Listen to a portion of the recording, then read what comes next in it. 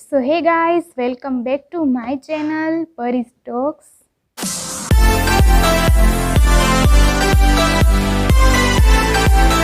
तो आज की मेरी वीडियो है कि आप बुरे वक्त में भी खुश कैसे रह सकते हैं।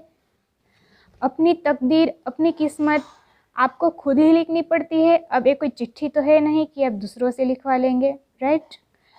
तो आज मैं आपके लिए लाई हूँ एक छोटी सी कहानी जो आपको सुनने में बहुत ही अच्छी लगेगी और आपको उसमें से बहुत कुछ सीखने को भी मिलेगा। तो वीडियो एंड तक ज़रूर देखना और कहानी पूरी सुनना।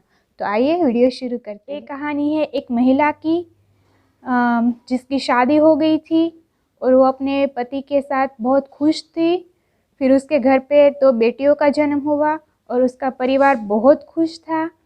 और एक दिन अचानक उसके पति को हार्ट अटैक आ गया और उसकी डेथ हो गई।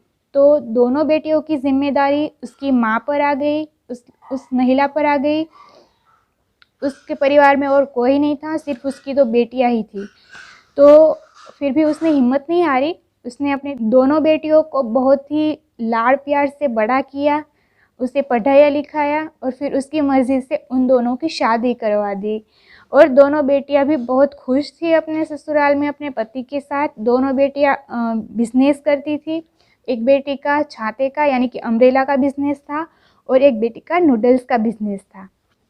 और उसकी माँ उन दोनों बेटियों को ही बहुत ही प्यार करती थी, किसी को ज़्यादा या कम नहीं, दोनों को ही एक जैसा ही प्यार करती थी।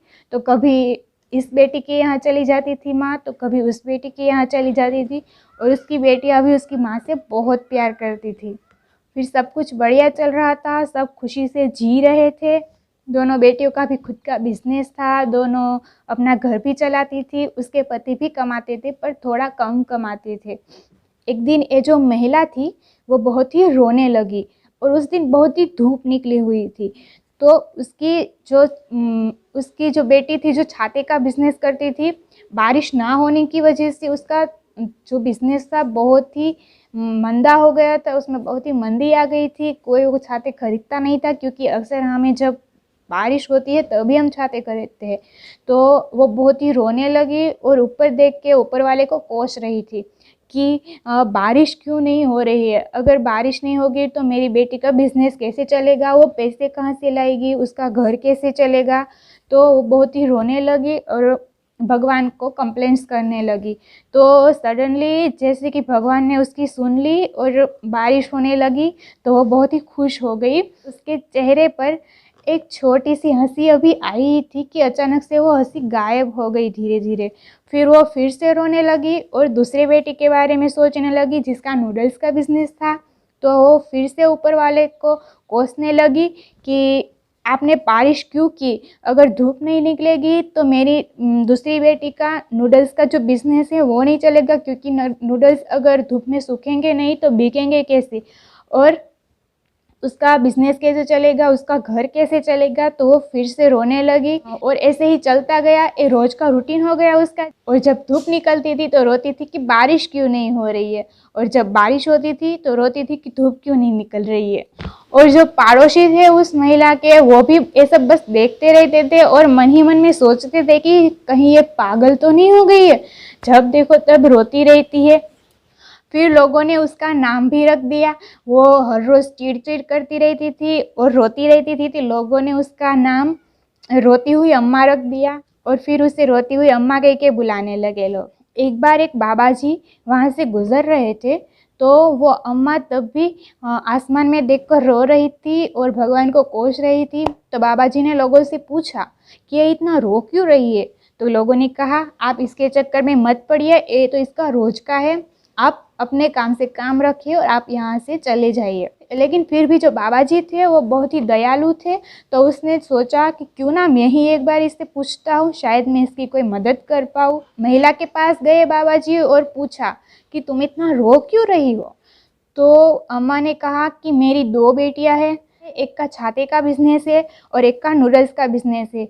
तो दोनों का धंधा मंदा हो गया है, बिजनेस चल नहीं रहा है। तो मैंने ऊपर वाले से प्रार्थना की कि बारिश कीजिए ताकि मेरी जिसके छाते का बिजनेस है उसका बिजनेस चलने लगे। तो बारिश हुई तो मुझे अपनी दूसरी बेटी का ख्याल आया कि अगर बारिश हो गई तो उसका नूडल्स का बिज़नेस है वो बंद हो जाएगा, नूडल्स सूखेंगे नहीं तो बिकेंगे कैसे, तो उसका धंधा भी बंद हो जाएगा।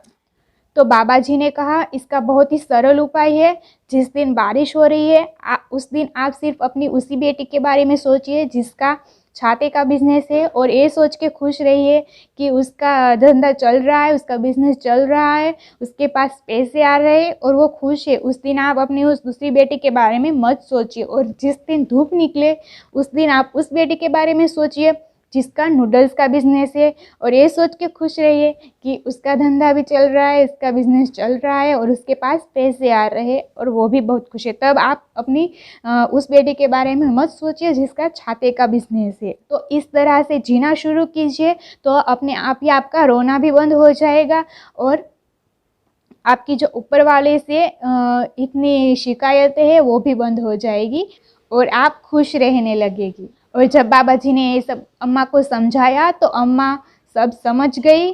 सो ये छोटी सी कहानी हमें यही सिखाती है कि कल की चिंता करना बंद कर दीजिए, कल की चिंता में रोना बंद कर दीजिए और जो आज मिला है उसमें खुश रहिए।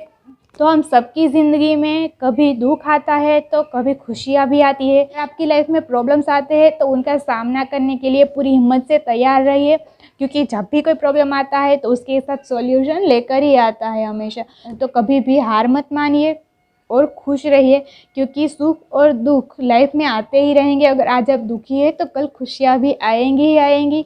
तो नेगेटिव थॉट्स छोड़ दीजिए और हमेशा खुश रहिए। अगर हम भगवान के पास कुछ मांगेंगे तो भगवान हमें दे तो देंगे, लेकिन उसके साथ प्रॉब्लम्स तो 100% आएगी ही आएगी। तो भगवान से मांगना एकदम बंद कर दो पहले तो, क्योंकि भगवान जो देते हैं वो हमारे अच्छे के लिए ही देते हैं। क्योंकि हम जो मांगते हैं वो हमारे खुशी के लिए मांगते हैं, लेकिन भगवान वही देते हैं जो आपके लिए अच्छा होता है।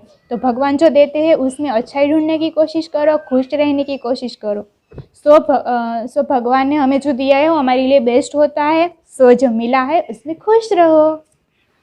ये थी हमारी आज की कहानी। I hope you all like it.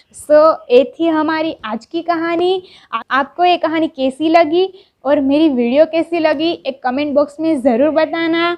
और अगर आपको मेरी वीडियो अच्छी लगी है तो इसे शेयर करना, लाइक करना और हमारे चैनल को सब्सक्राइब करना मत भूलना। हाँ, मैं वीक में 3 वीडियोस अपलोड करती हूँ। तो जो तीसरा वीडियो होगा वो मैं ऐसी ही कोई कहानी ही लाऊंगी हर बार, क्योंकि बहुत लोग होते हैं जिसे कहानी सुनने का बहुत शौक़ होता है, बहुत अच्छा लगता है। मुझे भी खुद कहानियाँ सुनना बहुत अच्छा लगता है, तो मैं ऐसी ही वीडियोस लाऊंगी। अगर आपको ऐसी कहानी सुनना पसंद है तो हमारे चैनल को सब्सक्राइब करना मत भूलना। Thank you. अब मेरी मुलाकात होगी आपसे मेरी अगली वीडियो में। तब तक के लिए tata bye bye, take care.